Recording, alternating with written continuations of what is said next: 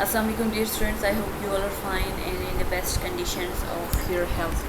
So in today's lecture we shall study about the mechanism of action of anti-inflammatory drugs, and we have selected the non-steroidal anti-inflammatory drugs as representative of this category. Right?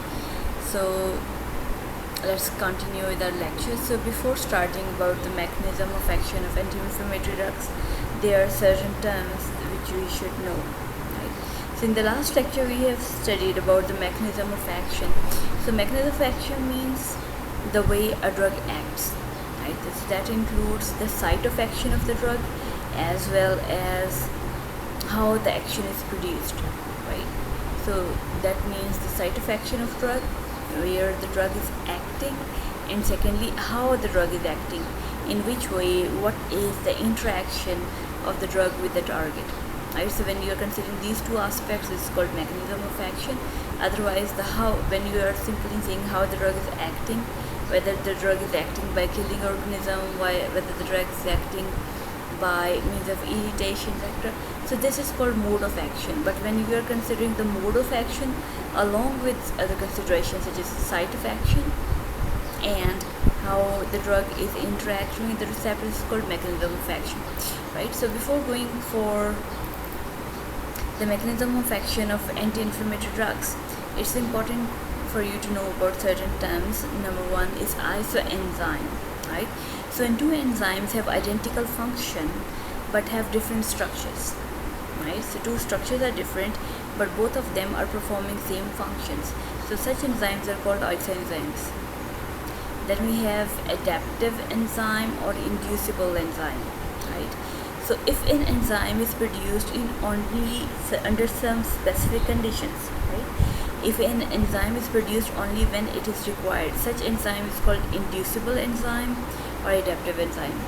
While an enzyme which is produced all the times, this enzyme is called constitutive enzyme, right? So inducible enzyme is produced only under certain conditions when it is required, while the constitutive enzyme is an enzyme which is produced at all times. Then the term of analgesics is very common. So any drug that relieves pain is called analgesic, right? So since we are considering about the non-steroidal anti-inflammatory drugs, so these drugs are actually involved in treatment of arthritis. So arthritis is a general term which explains joint pain, right? So any type of joint pain is called arthritis. So arthritis is of three types: rheumatoid arthritis, or osteoarthritis, and the gout arthritis, right? So rheumatoid arthritis is arthritis or the joint pain in which there is pain, swelling and deformity of the joint, right? So if you're suffering from joint pain and your joints are swollen and there's also some deformity in the joints, this is called rheumatoid arthritis, right? So in this disease, your joints become inflamed, they become swollen, thick, and fluid buildups in the joints, right? So because of that fluid buildup between the joints erode and degrade, right? So joints are destroyed in case of this rheumatoid arthritis. Then we have osteoarthritis. It's type of joint disease in which the cartilage that is present between the two bones is broken down, right? So if you have ball and socket joints, right? So where the point where the two joints are meeting, that there is a cartilage between the two bones, right? So this cartilage helps in reducing the friction between the two bones, right? So if this cartilage is broken down, then in that case the bones hurt each other, right? Because of the friction, the bones are damaged, and because of this damage you feel the pain in joints, right? This is called osteoarthritis. So in osteoarthritis, the cartilage that is present between the two bones, this cartilage is destroyed. Then we have gout arthritis, right? In Urdu we say it gantia ki pain, right? So gantia जो है is arthritis आपकी joint pain होता है, right? So gout या gantia ये तब होता है जब आपके ब्लड के अंदर यूरिक एसिड का लेवल बढ़ जाए, right? So because of increase in the level of uric acid, the joint becomes inflamed, right? So when you have acute gout, then in that case there is painful situation, but it affects only one joint, right? So अगर आपके सिर्फ एक जोड़ में pen हो रही है, एक जॉइंट में पेन हो रहा है और काफ़ी अरसे से हो रहा है, this is called acute gout, right? तो रूमेटॉइड आर्थराइटिस में क्या होता है, आपकी जो जॉइंट्स होते हैं उनमें पेन होती है, वो स्वेल हो जाते हैं और जॉइंट जो है वो डिफॉर्म हो जाते हैं, right? So as a result क्या होता है कि जो आपकी फ्लूइड है वो जॉइंट्स के दरमियान में फिलअप हो जाता है और जॉइंट डिग्रेड हो जाता है। ऑस्टियोआर्थराइटिस में दोनों हड्डियों के दरमियान में जो कार्टिलेज होती है वो कार्टिलेज घिस जाती है, ब्रेक डाउन हो जाती है, right? So because of destruction in this cartilage you have joint pain. So this is called osteoarthritis, right? So you should know about these terms, especially when you're considering NSAIDs, because NSAIDs are not only used for inflammation, they are also used for treatment of arthritis. Now we have NSAIDs. The term NSAIDs is abbreviation of non-steroidal anti-inflammatory drugs, right? So these are drugs that cure inflammation and they are not steroids, right? So steroids have the problem that they are addictive in nature, right? So that's why the drugs that are steroids, they are not preferred. So the NSAIDs are basically the non-steroidal anti-inflammatory drugs, and these are used for treatment of minor pain. These are used for the management of edema. Edema means swelling, right? The swelling of any kind is called edema. So NSAIDs are used for the treatment of minor pain. They are used for the management of edema and tissue damage because of inflammation of joint, right? So inflammation of joint or pain of joint is called arthritis, right? So pain or edema or tissue damage which is associated with arthritis. So NSAIDs are basically used for the treatment of such conditions. So majority of the these NSAIDs, they also possess antipyretic activity. Right? So they are analgesic, means they are painkillers. They are anti-inflammatory, means they reduce the inflammation, right? And also they are useful for the treatment of fever, right? So the primary use of the NSAIDs include rheumatoid arthritis, osteoarthritis, and acute gouty arthritis, right? The primary use of NSAIDs is arthritis, and in addition to its use as arthritis, these drugs are also anti-inflammatory, they are antipyretic, and they are also analgesic, means they are used for treatment of pain. Now, before going for how the NSAIDs work, it's very important for you to know about prostaglandins. Prostaglandins are actually hormone-like substances. They are not hormones, but they act like hormones, and they participate in wide variety of body functions, like they are involved in contraction and relaxation of smooth muscles. They are involved in dilation and constriction of blood vessels. They control your blood pressure, and they are involved in the management of inflammation, right? So what happens that whenever a tissue is damaged or infected, so this prostaglandin, which is a group of hormones like substances, these prostaglandins cause pain. They actually create or catalyze reactions that cause pain, fever, and inflammation, right? So this pain, fever, and inflammation is actually a part of healing process, right? So whenever your tissue is damaged or you are infected or you have some inflammation, the result is that prostaglandins are produced, and prostaglandins start reactions that cause pain, fever, and inflammation. So these processes of pain, fever, and inflammation is actually a part of your defense process, and that is indicating that your body is defending the damage which has been caused, right? So this prostaglandin is actually a part of your defense system, but the inflammation is because of this prostaglandin. So it means that whenever you have inflammation and when you want to treat inflammation, then you must have to stop this prostaglandin production, right? So when you have to treat the pain, when you have to treat the inflammation, it is important for you to stop the production of this prostaglandin. Then we have COX inhibitors, right? So COX inhibitors the COX is actually abbreviation of cyclooxygenase enzyme. So cyclooxygenase enzyme is basically exist in two isoforms or isoenzymes, right? So isoenzymes are the enzymes which have different which have different structures, but they have same functions. So COX enzymes are basically two isoforms. They are two isoenzymes which are abbreviated as COX-1 and COX-2, right? So COX-1 enzyme is basically involved in the homeostatic function, right? So the COX-1 enzyme is basically involved in managing the internal environment of the body, while COX-2 enzyme is inducible enzyme, means it is produced only in certain situations. For example, it is produced when there is an injury or when there is an inflammation, right? So COX-1 enzyme is present all the time, it's constitutive enzyme, while COX-2 is produced only when there is an injury or when there is inflammation, right? So these COX enzymes are basically involved in the production of prostaglandin, right? So in the last slide we saw that inflammation is because of prostaglandin, right? So prostaglandin causes inflammation, but when you are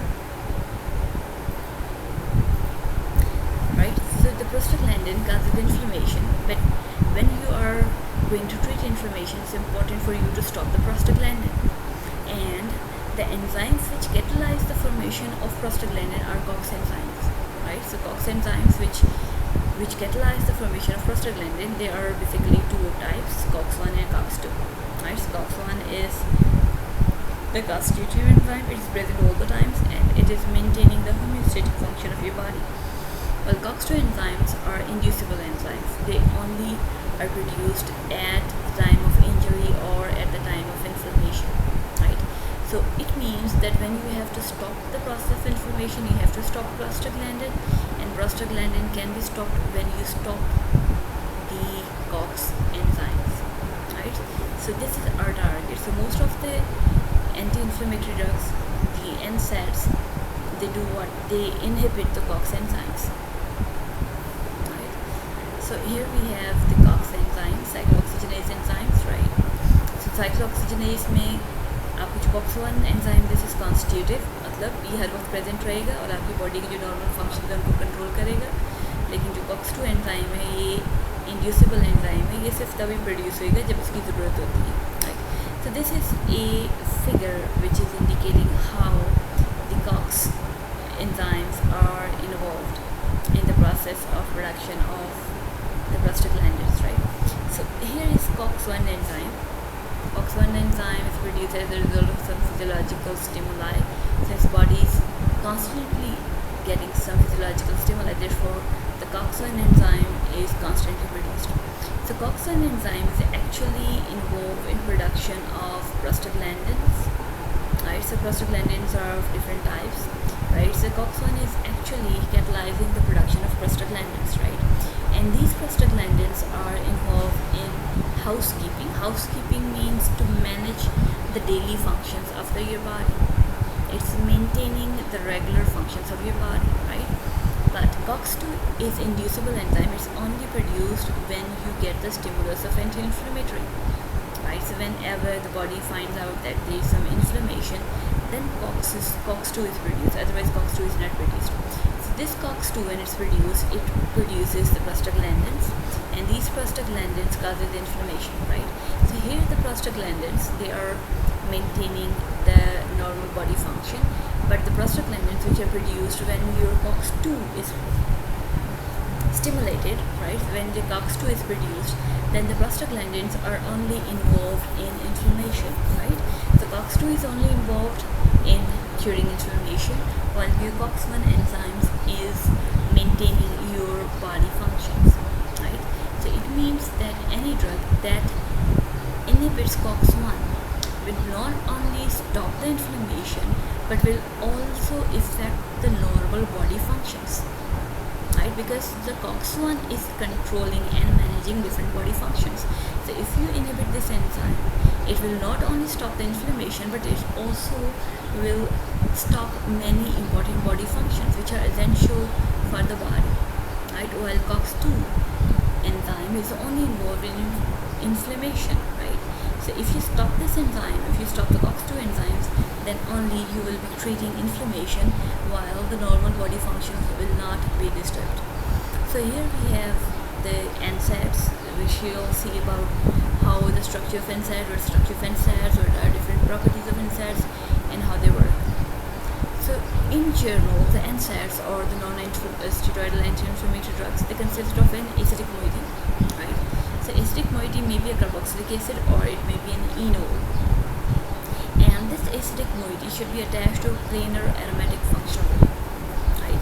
So here, for example, this is general structure of an NSAID. So here we have a carboxylic acid group, and this carboxylic acid group is attached to a planar functional group, right? So we may have some polar groups. The X is representing the polar groups, which is attached to a lipophilic group, right? So this is a lipophilic group. The circle is indicating a lipophilic group, X is indicating a polar group, right? This is optional, but basically the general structure of the NSAID is that there must be some acidic group, and this acidic group must be attached to a planar aromatic functional group, right? General characteristics: nearly all of the NSAIDs are strong acids with pKa range of 3 to 5, right? But all are not carboxylic acids, right? So all are acids, but all of them are not carboxylic acids. Since they are acids, you can convert them into their salts, right? And since they are acidic, so therefore they are ionized easily, right? And the presence of this acidic group is essential for COX inhibitory activity. So when you want to inhibit the COX enzyme, it's very, very important that your functional group must be acidic, right? So there are different classes of NSAIDs, and these different classes of NSAIDs differ from each other in their lipophilicities, right? So some groups may be more lipophilic and some may be other less lipophilic. Also, there may be variation in the groups that are attached to the aromatic ring, right? So maybe there is some other lipophilic moieties, there may be some other aryl groups, right? So basically the NSAIDs differ from each other in their lipophilicities, and also on the basis of the different substituents that are attached on the aromatic ring, right? So because of the acidity of these compounds, these group of drugs are able to bind with the plasma proteins, right? So they have very high affinity for plasma proteins. So basically these are the three properties of NSAIDs. Number one, they are very strong acids, so you can convert them into your salts, right? And the acidic group is essential for COX inhibitory activity. Secondly, the NSAIDs differ from each other in their lipophilicities. And third, the acidic nature of these groups is actually responsible for binding of these groups with plasma proteins, right? Now we have the classification. So NSAIDs can be subclassified on the basis of the chemical structure. So NSAIDs are classified as salicylates, aryl and heteroarylacetic acid, oxycams, anilide, propionic acids, and anthranilites, right? So propionic acids are also known as profins, anthranilites are also known as phenamates, right? So we shall briefly discuss about each of them. So before going to the discussion of different type of NSAIDs, very important to know about the general mechanism of NSAIDs. So in general, what we say that NSAIDs have to stop inflammation, and the basic thing is that NSAID must stop the production of prostaglandin, right? So in the previous slide we say that prostaglandin is actually the hormone-like substance which is responsible for inflammation, right? So inflammation is actually a body's defense system. So this body's defense system is initiated by prostaglandin. So when you have to stop the inflammation, you have to stop prostaglandin, and prostaglandin can only be stopped when you stop its production by inhibiting the enzyme cyclooxygenase, right? So cyclooxygenase is an enzyme which is catalyzing the formation of prostaglandin. So when you have to stop the production of this prostaglandin, you have to stop the cyclooxygenase enzyme. So generally the NSAIDs inhibit both COX-1 and COX-2 enzymes. Some of the NSAIDs, they mainly inhibit COX-1 enzyme selectively, means they inhibit both COX-1 and COX-2, but most of the NSAIDs are selective for COX-1, right? So selectively they inhibit COX-1 enzymes. Other are slightly less selective for COX-1 enzyme, right? While others are slightly more selective for COX-2 enzyme, right? So some of them inhibit both COX-1 and COX-2. Some are selective for COX-1, some are selective for COX-2 enzymes. Right? So just remember that COX-1 enzyme is also involved in your normal body function as well. So when you stop COX-1 enzyme, in that case your normal body function will also suffer. While if you inhibit COX-2 enzymes, then your normal body functions will not be affected.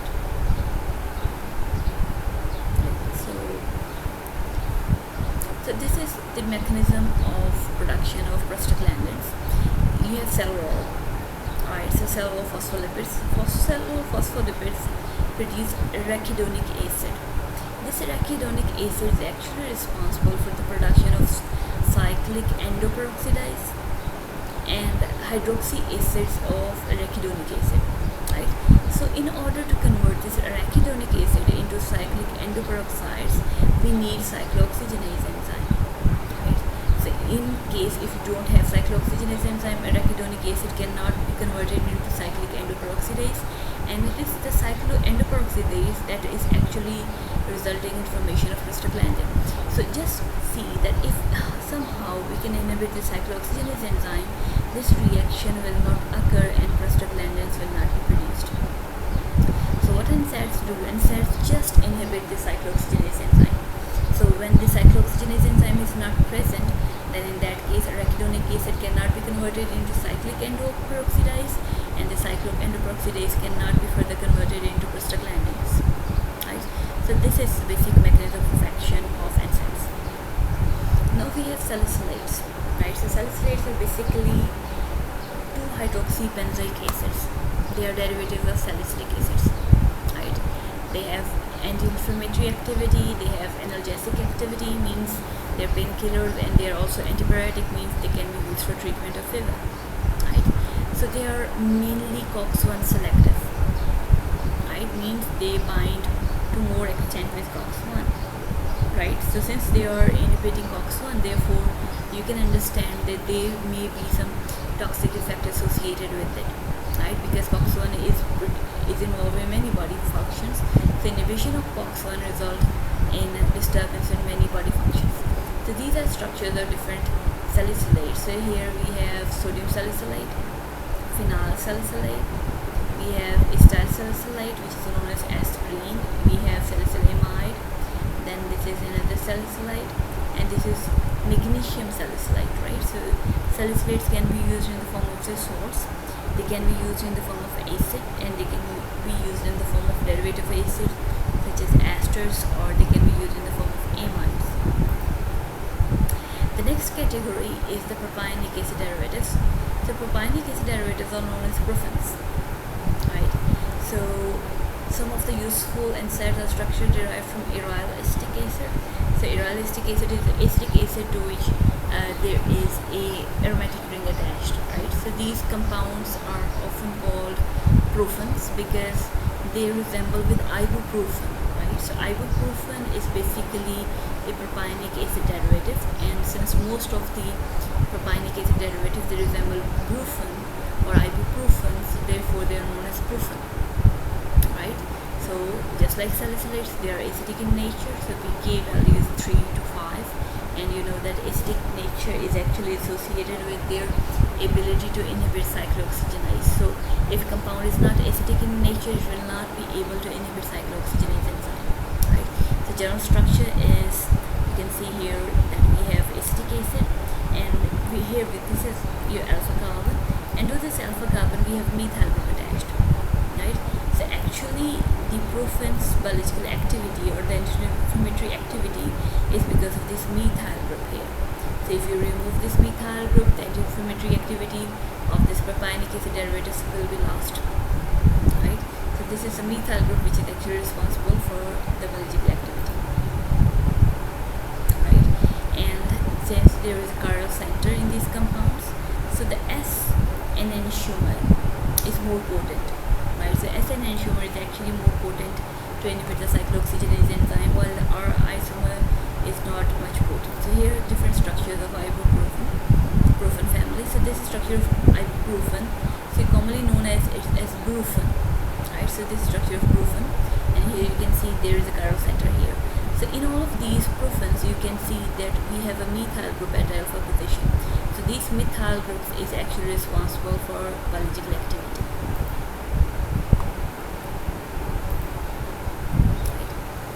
So they are COX-1 selective, means they selectively inhibit COX-1 enzyme, right? So among them, naproxen is a bit different. So naproxen, it selectively inhibits COX-2 enzymes, right? So naproxen is more selective for COX-2 enzyme. Therefore, naproxen has less side effects associated with it. While other profens, they have more side effects associated because they are stopping the COX-1 enzyme, right? So since naproxen has more selectivity for COX-2 enzyme, therefore naproxen produces less GI ulcerations, right? So in addition to their anti-inflammatory effects, so profens are also used for treatment of rheumatoid arthritis, osteoarthritis. They also use as analgesics, and they are also antipyretic, right? So we will consider here the naproxen case. So naproxen is able to inhibit the COX-1, COX-2, but it's more selective for COX-2 enzyme, right? So since it is better in inhibiting the COX-2 enzyme, therefore it has less side effects associated with it, right? So by inhibiting the COX-2 enzyme, it prevents the formation of prostaglandin, and therefore it reduces the inflammation with lesser side effects. Now we have aryl and heteroarylacetic acid, right? So here we have acetic acid. The R group can be anything, right? And the important thing is that it must either be hydrogen or should be a small R group, alkyl group, right? And here we have a heteroatom attached with it, right? So this can be heterocycle. It can also be a carbocyclic system, right? So these compounds are also acidic, as we mentioned that acidic nature is very essential for the biological activity of the non-steroidal anti-inflammatory drugs. So they are further categorized as indene NSAIDs or indole NSAIDs or pyrroles or oxazoles, right? So this is a category of NSAIDs which is heterocyclic acetic acid. Now we have anthranilites. So these are basically an aryl substituted anthranilic acid, right? So here we have a substituent, here we have an aryl group attached with nitrogen, right? So if there were no aromatic ring, then this is called the anthranilic acid. But here we have an aryl group attached to it, so this is called an aryl anthranilic acid. So this is bioisoster of salicylic acid. Right? So bioisosters are the atoms or group of atoms that have same physical, chemical, and biological activity, right? So anthranilites are basically bioisoster of salicylates. They are acidic, right? And there must be some small alkyl or halogen groups must be attached at 2', 3', or 6' position. So this position is called 2', this is called 3', and this is called 6' position, right? So there must be some small groups, small alkyl group or some halogen attached at these positions. So when you have some small group attached to this position, so this activity of this anthranilites are very, very improved, right? So why? It's believed that the positions of 2' or 3', so if we have substituent at these positions, so these substituents, they cause the lack of coplanarity in the system, right? So it's very important that this benzene ring, this aromatic ring should not be planar, it should be out of plane, right? So in order to force this benzene ring out of the plane, we must have some substituent that prevent coplanarity. So in case if you have substituent 2' or 3' position, these substituent force the benzene ring to go out of plane, right? So because the planarity is lost, so therefore the biological activity is important, right? So if this benzene ring remains in the plane, if it remains coplanar, then biological activity will not be produced. The mechanism of action is that they are non-selective COX inhibitors, right? So since they are non-selective COX inhibitors, it means they will inhibit COX-1 as well as COX-2. So they will not differentiate among COX-1 and COX-2. As a result, there are a number of side effects associated with them, right? So the side effects that are associated with them include nausea and vomiting, diarrhea, ulceration, discoloration, headache, drowsiness, and hepatopoietic activity. So hepatopoietic toxicity means that they damage your liver, right? So antiinflammatories are not good option of the NSAIDs. Why? Because they are non-selective COX inhibitors, right? So it should be clear in your mind that any NSAID that can selectively inhibit the COX-2 should be best one, because COX-2 can inhibit the inflammation and it will not affect your body functions, while COX-1, it inhibits inflammation but it is involved in your normal body functions. So if a drug can inhibit COX-1, then in that case it will be stopping your normal body functions, right, which is not desired thing. Next we have oxycams. So oxycams are also acidic in nature, but the thing is that the acidity is because of this enolic group. You can see here the enolic group here, right? The acidity of these oxycams is because of this enolic group, so therefore they are called enolic acids. pKa value is 6.3, right? The acidity is because this 4 OH at the 4th position, right? And this OH is actually involved in intramolecular hydrogen bonding. So you can just imagine the hydrogen bonding between this hydrogen and the oxygen of this carbon atom, right? So they are also ionized as physiological pH, and the acidity is actually responsible for their biological activity. So these are two common type of oxycams, this is pyroxycam and this is meloxicam. Both of these oxycams are available as medicine in the market. Important thing is that they are highly COX-2 selective, right? So you can see, since they are highly COX-2 selective, so you can just imagine that their side effects will be lesser, right? So they are associated with less side effects. Next we have analides, right? They are different because they are not having any carboxylic acid functional group, or they don't have any OH group, right? So these analides are basically acid amides of aniline, right? So you can have acid amide of aniline, this is acid amide, and the R group can be anything. So R group can be R or aryl, it can be hydroxyl group, it can be alkoxy group, right? So they do not possess any carboxylic acid functional group. So they are considered as neutral, and they have little inhibitory effect on cyclooxygenase enzyme, right? So they are not themselves able to inhibit the COX enzymes. Since they don't have any carboxylic acid groups, so they are not able to inhibit COX enzyme. So what they do is that they scavenge or they stop the hydroperoxide radicals, right? So these are free radicals, and the analides do what? The analides stop these free radicals, right? So these hydroxy radicals or the hydroperoxide radicals are produced at the site of injury, right? So whenever there is some injury, there is inflammation, and when there is inflammation, there are free radicals produced in there, right? So when there is large amount of hydroperoxide radicals, these radicals produce COX enzymes or the cyclooxygenase enzyme, right? So what these analides do is that they stop the production, or they stop the hydroperoxide free radical production, right?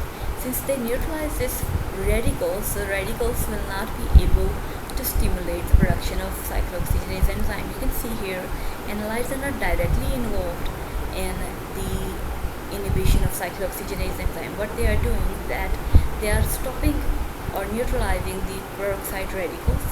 Since peroxide radicals cause the production of cyclooxygenase enzyme, so since you are stopping the production of this hydroperoxide radicals, when the hydroperoxide radical will be in lesser amount, the cyclooxygenase will not be stimulated, right? It will not be produced, right? So in this way, they inhibit the COX enzymes, right? But they themselves are not able to inhibit COX enzymes. They have no anti-inflammatory activity of themselves, and they simply act by suppressing the cyclooxygenase activity in the areas which are not inflamed, right? So when you are having some tissues which are not inflamed, you can stop them from being inflamed, right? अगर आपके पास कोई tissue है, आपके पास कोई sales हैं जिनकी अभी तक इन्फ्लेमेशन नहीं हुई है, तो आप एनालाइड्स को इस्तेमाल करके इन्फ्लेमेशन को वहाँ तक आने में रोक सकते हैं. एनालाइड्स का अपना कोई एंटी इन्फ्लेमेटरी एक्टिविटी नहीं होती. ये क्या करते हैं कि हाइड्रोपेरोक्साइड रेडिकल्स बेसिकली आपके साइक्लोऑक्सीजनेस एंजाइम को स्टिमुलेट करते हैं. सो आपके जो एनालाइड्स हैं वो क्या करते हैं, हाइड्रोपेरोक्साइड्स को सप्रेस कर देते हैं. So when there is suppression of hydroperoxide radicals, there is less production of cyclooxygenase enzyme, and because cyclooxygenase enzyme is produced in lesser amount, so inflammation can restart.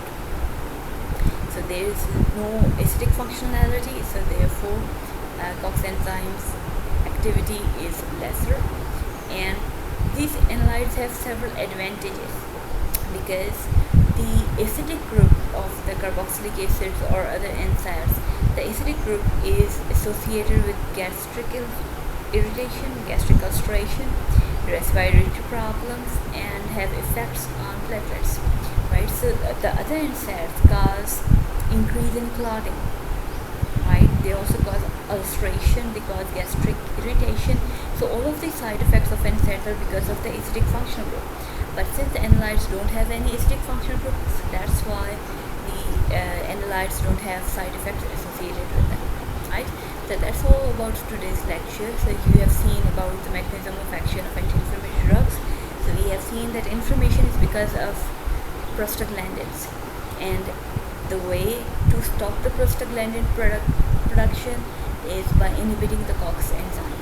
So we also see that COX enzymes basically exist in the form of two isoenzymes, COX-1 and COX-2. So COX-1 is basically involved in maintaining the homeostasis of your body. Right, so COX-1 is involved in maintaining the homeostasis of your body, and it's also involved in inflammation, while COX-2 is only produced at the time of inflammation. So when you are considering to design a drug for treating inflammation, it's very best that you choose a drug that is selective for COX-2 enzyme only.